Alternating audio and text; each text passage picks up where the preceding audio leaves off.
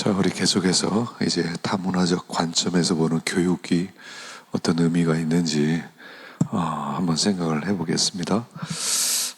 교육이라고 할 때 우리가 단지 어떤 정보를 축적하는 것 이상이죠.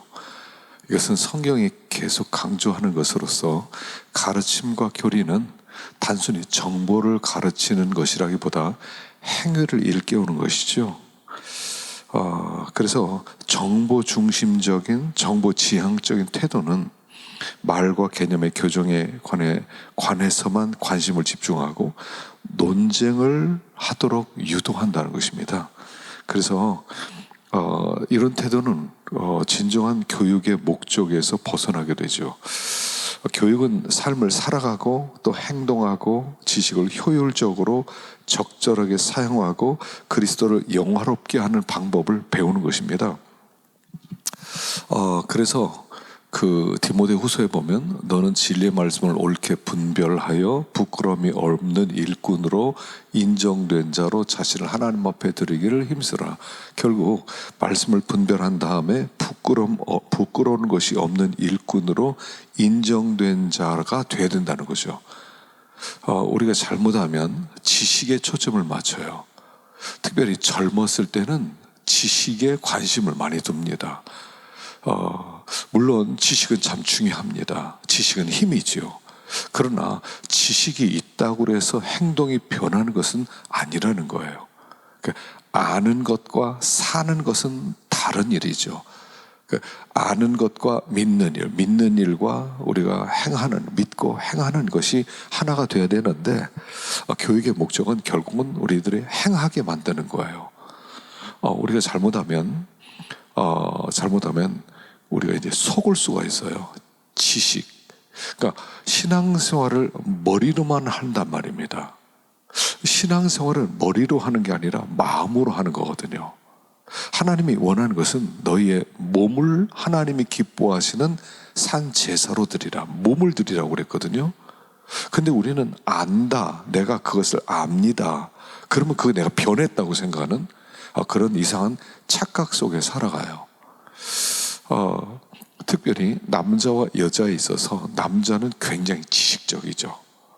여자는 굉장히 감성적이고 마음으로 하나님을 섬깁니다. 그래서 여러분들이 지식 중심으로 교리 중심으로 말씀을 전하면 남자들이 만족하게 될 것입니다. 그러나 여러분들이 감성에 좀 더 초점을 맞추고 생활에 좀 더 초점을 맞추면 여자들이 교회에 많아질 것입니다. 그래서 우리가 이게 참 어려운데 교회에서 남자가 많으냐 여자가 많으냐를 딱 보면 알아요. 지식적으로 교리 중심으로 가면 남자들이 맞아 이렇게 합니다. 근데 여자들은 별로 그렇게 공감을 못하죠. 그러나 여러분들이 감성적으로 사는 것에 초점을 맞춰서 믿음의 간증들 얘기를 하면 여자들이 좋아하고요, 남자들은 시큰둥합니다. 이게 이제 한계성이 있어요. 제가 목회를 해보니까. 그래서 저도 굉장히 그 지식적으로 정보 중심적으로 교리적인 말씀을 많이 전했거든요.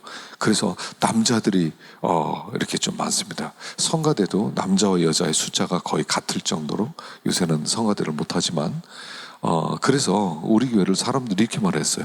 남자들이 가서 변화되는 교회. 남자들이 다른 데서 이렇게 별로 그렇게 은혜를 못 받다가 우리 교회 와서 은혜를 받는다는 거예요. 저는 그걸 자랑이라고 생각했어요. 맞아. 남자들이 은혜 받고 남자들이 변화되고, 그러다 보니까 여자들이 공감을 못한 부분들이 참 많았어요. 나중에 보니까 좋은 게 아니더라고요. 남자들이 많아지면 무슨 현상이 벌어집니까? 그때부터 따지기 시작해요. 그때부터 공격이 들어와요. 그때부터 헤드십 문제가 생기기 시작해요. 그래서 제가 굉장히 어려운 목회를 하는데, 어려운 목회를 하는 이유는 뭐냐면 교리 중심으로 정보를 전했더니 남자들은 변화가 되는데, 변화되면서 오지만 따지기 시작하고 논쟁을 하기 시작하더라고요. 그래서 참 목회가 어려워졌습니다. 물론 제가 이제 어떤 것이 옳다 그러다 보다 다 필요하지만 성경의 초점은 뭐냐면 지식이 아니라는 거예요. 논쟁하지 말라고 그랬거든요. 그래서 그들의 행동이 변화될 수 있도록, 몸이 변화될 수 있도록, 그래서 지식만 전하는 것이 아니라는 거예요. 그래서 교육의 목표를 우리가 잘못 오해를 하면 많은 정보를 줘요. 우리가 젊었을 때 특별히 전도사님들을 설교하다 보면 많은 자기가 배운 것도 있고 자기가 충격받고 은혜 받은 것도 있으니까 막 많은 얘기를 하려고 그래요.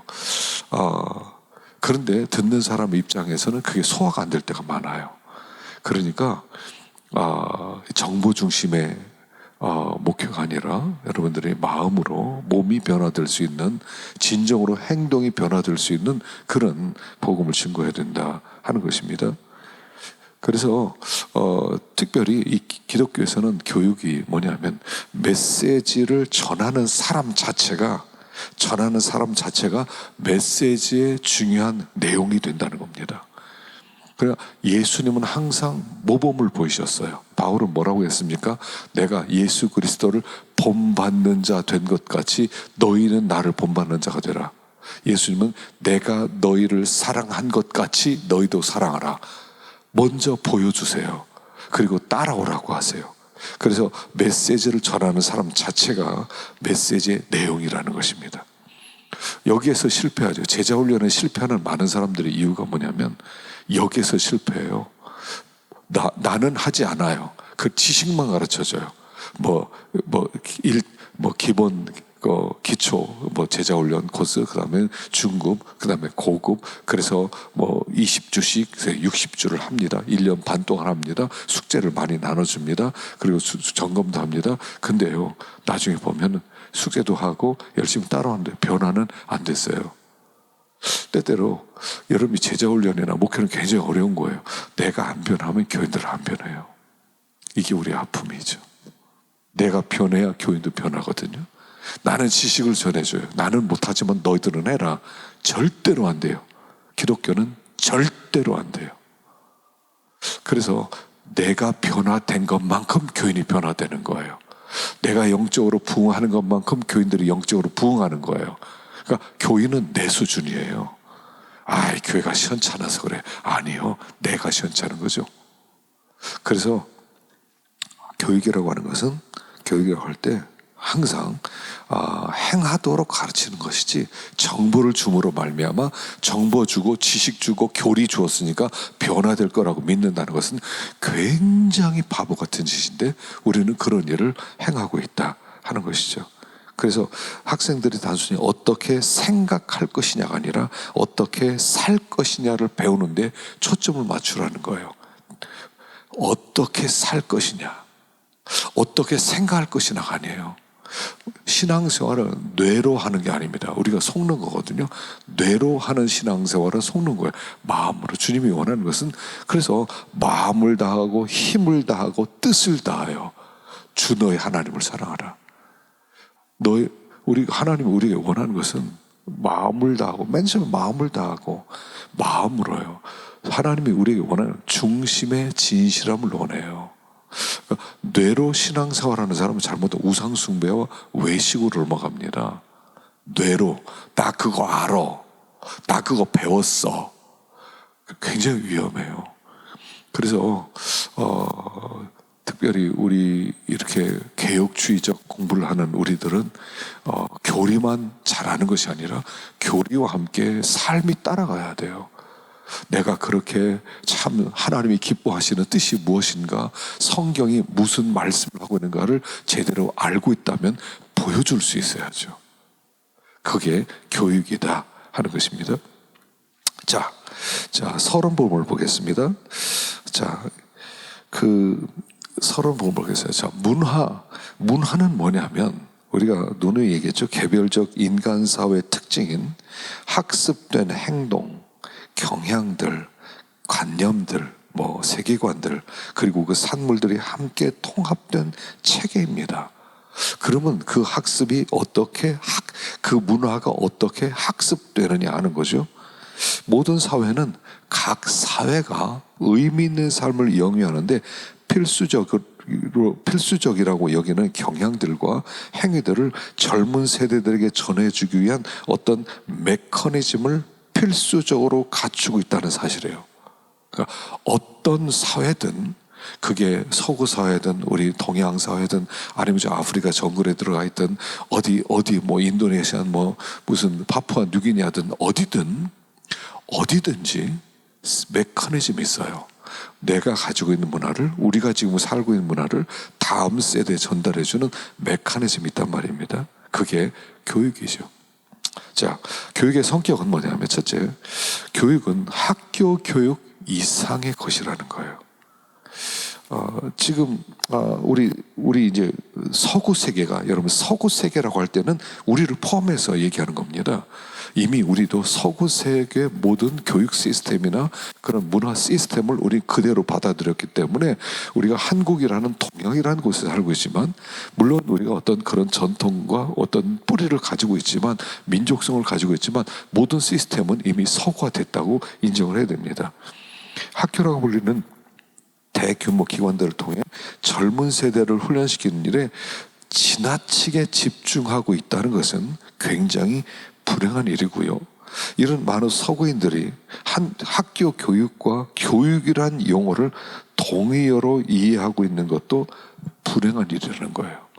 우리는 교육 받았어. 교육 그러면 단순히 뭐만 생각합니까? 학교 어디까지 나왔어? 대학 나왔어? 대학원 했어? 공부해서 박사 있어? 우리가 그렇게 생각하는 거 굉장히 불행한 일이라는 겁니다. 왜냐하면 우리 사회에서는 가장 중요한 교육들은 어떤 정형화된 학교 교실이나 제도화된 프로그램, 어떤 유급 전문 교사들에 의해서 이루어지는데, 사실은 진짜 교육은요, 우리가 삶에서 필요한 진짜 교육은 뭐냐면 어떤 학교 교실에서 이루어지는 게 아니라는 거죠. 어떤 제도적인 프로그램이 아니고 어떤 유급 전문 교사들에 의해서 이루어지는 게 아니고요, 때때로 책, 어떤 신문, 어떤 세미나, 어떤 시험, 이런 것들을 하지 않는다는 겁니다. 교육에 있어서 가장 기본적인 요소들은 뭐예요? 본을 보이는 것과 그 본을 본보다 사는 거예요. 교육은 뭐냐면 사는 거예요. 그래서 우리 사회가 이렇게 지식 정보화된 사회지만 삶은 너무 후진국적이고 너무 사기적이고 너무 외식적이고 이 삶과 괴리된 그런 문화가 돼 가는 이유는 뭐냐면 학교 교육을 전부라고 생각하고 거기에 너무 많은 시간을 집중하기 때문에 그렇다는 것입니다. 그래서 대개 비공식적인 수단을 통해서 정말 중요한 어떤 문화 행위라든가 관념이라든가 산물들은 그런 비공식적 수단을 통해서 다음 세대로 연결된다 하는 것입니다. 그래서 미드라고 하는 그 교육학자는 이렇게 얘기했어요. 교육을 각각의 새로이 태어난 구성원들이 해당 사회의 확고한 구성원으로 전환되어가는 문화적 과정이라는 거예요. 우리는 이런 과정을 통해서 문화화되고 사회화됩니다. 그리고 그 사회의 완전한 구성원으로 기능하게 된다는 것이죠. 그래서 우리가 교육 그럴 때는 학교 교육 이상의 것이라는 거죠.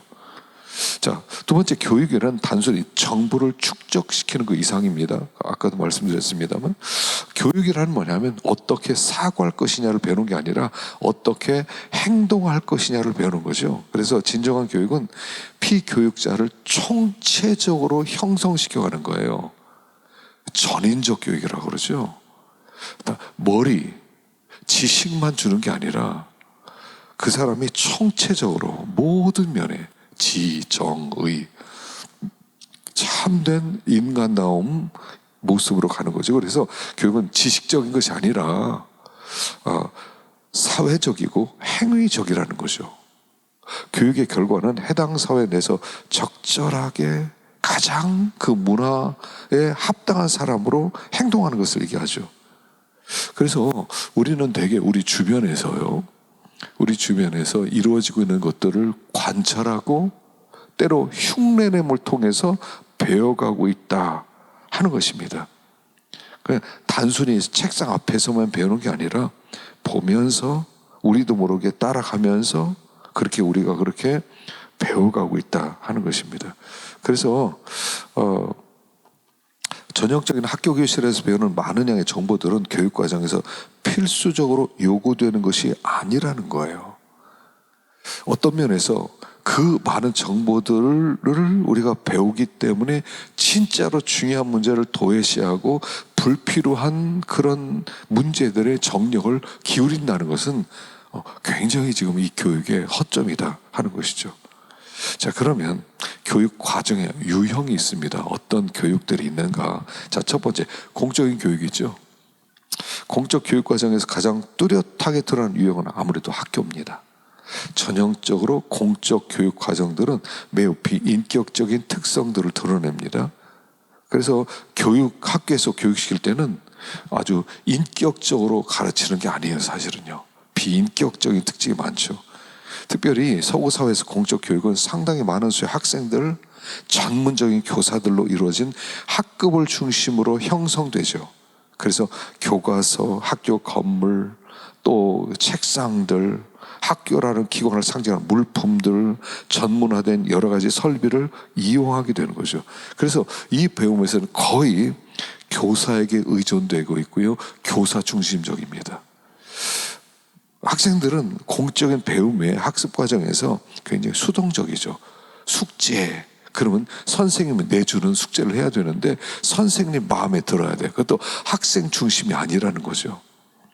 그래서 학생들의 어떤 노력이라는 것은 뭐냐면 학생들이 막 공부하는데 막 노력을 하고 힘을 들이는 것은 그게 진취적이고 뭔가 아주 그 새로운 그 속에 있는 걸 끄집어내는 게 아니라 굉장히 선생님이 하는 것에 대한 반응을, 리스폰스예요.